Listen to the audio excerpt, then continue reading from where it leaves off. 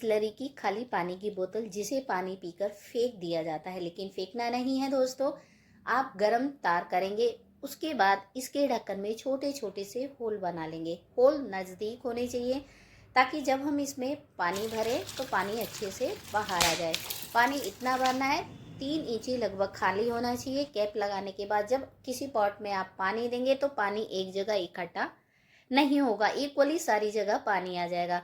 Next जो trick है दोस्तों वो है, जब हम किसी पौधे में पानी देते हैं तो जब डायरेक्टली ऊपर से पानी दिया जाता है तो वो एक जगह इकट्ठा हो जाता है, वहाँ पर होल हो जाता है, जिसकी वजह से चींटियाँ घर बना लेती हैं। लेकिन यहाँ पर मेरे पास एक दिया है, आप कोई भी दिया ले लीजिए, उसको इस तरीके से जब हम पॉट में रख देंगे और पानी देंगे तो वहाँ पर होल नहीं होगा। ऐसा करने से आपके पौधे में पानी आ जाएगा, मिट्टी में होल नहीं होगा और फंगस का अटैक भी नहीं लगेगा।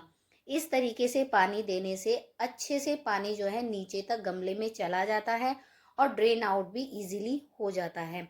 नेक्स्ट पॉइंट है दोस्तों, जब हम टमाटर का पौधा लगाते हैं, टमाटर के पौधे की स्टेम बहुत ही हल्की और बहुत ही सॉफ्ट होती है, जिसकी वजह से नीचे लटक जाती है, उसे सहारे की ज़रूरत होती है। मैंने प्लांट की प्रूनिंग की और उसको इस तरीके से केबल टाई के साथ बांध देने से आपके जो टमाटर का पौधा है वो स्टेबल रहेगा। नेक्स्ट है दोस्तों, जब हम कोई पौधा लगाते हैं, हमारे पास घर में उस समय कंपोस्ट नहीं होता है, ना कंपोस्ट बनाने का टाइम होता है, तो ऐसे में क्या करना होगा, आप इस तरीके से मिट्टी में गड्ढा कर लीजिए और जब हम उपले लेकर आते हैं तो डायरेक्टली आप एक उपला लेंगे और उसे पॉट में नीचे रख देंगे।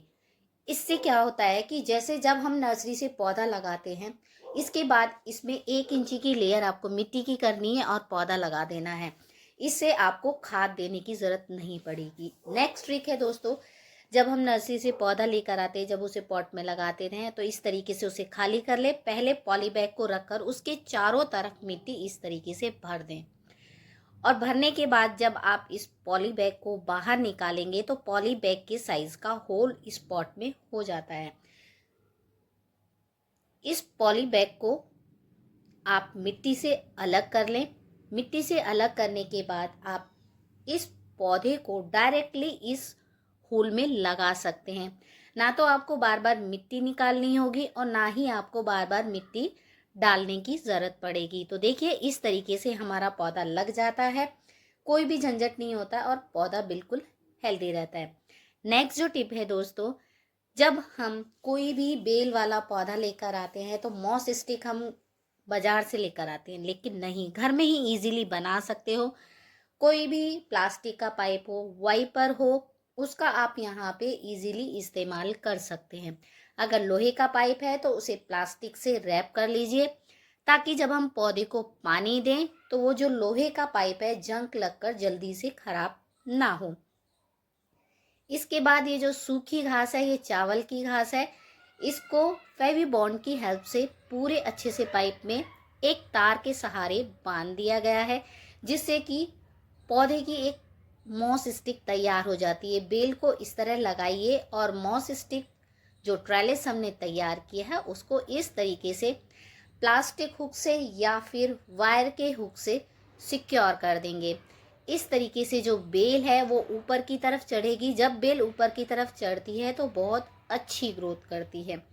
नेक्स्ट टिप है दोस्तों, पॉट है वो हमने खाली कर लिया, बीच में बिल्कुल होल लगा लिया। जब हम कोई बड़ा पौधा लगाते हैं तो उसके लिए आपको प्लास्टिक की कोई भी बड़ी वाली बोतल लेनी है, उसको ऊपर और नीचे से दोनों से बराबर कट कर लेना है और उसको इस तरीके से बड़े वाले गमले में रखना है। ऐसा करने से जिस पौधे की रूट बहुत तेजी से ग्रोथ होती हैं और पॉट पर प्रेशर करती हैं, जिससे पॉट पूरा टूट जाता है। इस ट्रिक से आपका पॉट सेफ रहेगा, पॉट नहीं टूटेगा क्योंकि पूरा प्रेशर इस प्लास्टिक पर होगा। जैसा कि ये पौधा है पारिजात का, इसको मैंने इसमें ऐसे ही लगा दिया क्योंकि इसकी रूट बहुत तेजी से बढ़ती हैं, जिससे पॉट पर प्रेशर पड़ता है। इसके बाद है दूसरी ट्रिक है दोस्तों, जब हम कोई प्लांट लगाते हैं, मिट्टी हल्की करनी होती है, मिट्टी हमारे पास कम होती है, तो ऐसे में आप राइस हस्क का इस्तेमाल कर सकते हैं। आधा आप राइस हस्क से पॉट भर दें और उसके बाद इसमें पौधे को लगाएं तो इसमें मिट्टी की कम ज़रूरत होती है और ड्रेनेज होल भी बहुत अच्छे से हो जाता है, पानी बिल्कुल भी नहीं रुकता। फिर है मनी प्लांट। मनी प्लांट में आपने देखा होगा बहुत बुरी तरीके से काई लग जाती है, समझते हैं कि ये बेकार हो गया तो इसको निकाल कर फेंक देंगे, लेकिन नहीं, ऐसा नहीं करना है।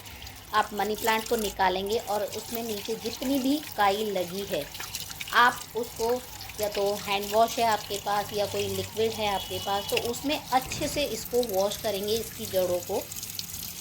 और इसको वॉश करने के बाद साफ़ पानी भरेंगे और अपने मनी प्लांट को इस तरीके से लगा देंगे। इस तरीके से आपके मनी प्लांट की लाइफ लंबी हो जाती है। जो भी पीली पत्तियां हो गई हैं उसको हटा दीजिए। आप देखिए ये कितना नीट और क्लीन हो गया है। तो इस तरीके से आप मनी प्लांट को लगा सकते हैं। नेक्स्ट टिप है दोस्तों, जब हम कोई पौधा लगाते हैं तो मिट्टी जो पुरानी होती है उसको रिचार्ज करने के लिए आपको 24 घंटे के लिए पूरा धूप में सूखने के लिए छोड़ देना है।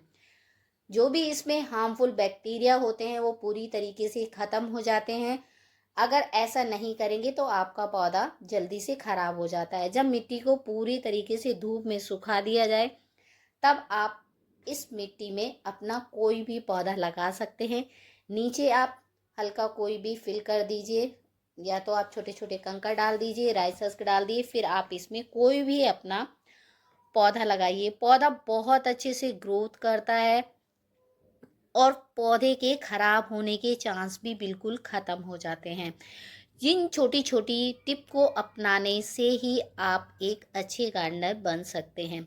इसमें अच्छे से पानी दे दीजिए, पानी देने के बाद इसको रख दीजिए।